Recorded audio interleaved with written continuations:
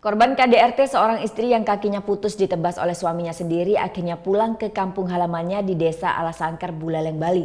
Korban pun berharap mendapatkan bantuan kaki palsu akibat kakinya dan supaya dapat menjalani hidup sehari-hari.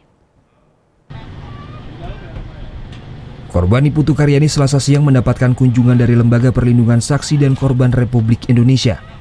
Meskipun masih mengalami trauma pasca peristiwa mengerikan yang menimpa dirinya, Putu Karyani nampak mulai membaik pasca menjalani operasi.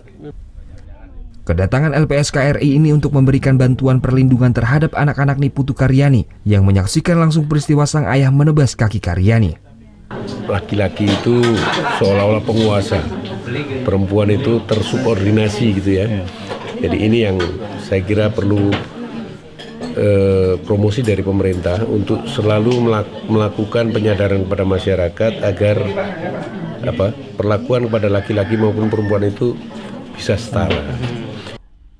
Sementara itu menurut Putu Karyani pasca menjalani operasi kini kedua kakinya telah membaik meskipun sakit masih dirasakan akibat luka yang belum sembuh.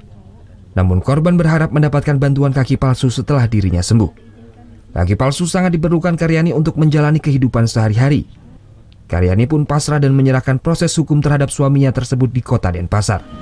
Ya mudah-mudahan bisa beraktivitas dengan bantuan, mungkin kalau misalnya diizinkan, kalau dengan kaki palsu itu bisa beraktivitas seperti biasa ya, meskipun tidak sepenuhnya seperti biasa ya, mudah-mudahan bisa lah. Bisa beraktivitas. Ya, sejauh ini udah ada Mbak yang ada beberapa dari dari Denpasar juga ada, sama dari Polres Canggu juga udah kemarin.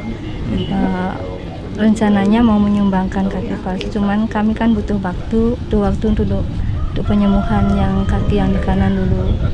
Setelah itu nanti mungkin kami adakan komunikasi lagi untuk kaki yang sebelah. Kalau proses hukum sendiri, Mbak sendiri berharap gimana Mbak terhadap suaminya? Itu nanti udah diatur dari sana ya. Diserahkan semua polisi? Ya, serahkan semua. Sebelumnya peristiwa penebasan dilakukan KDA Adiwaisaka terhadap istrinya di rumah kos di Desa Canggu, Badung pada 5 September 2017 lalu.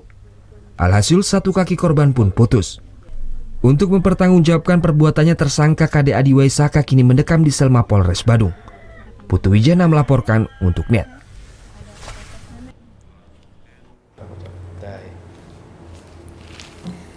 Udah selesai kan nontonnya? Nah, jadi jangan lupa buat like, komen, dan subscribe ya.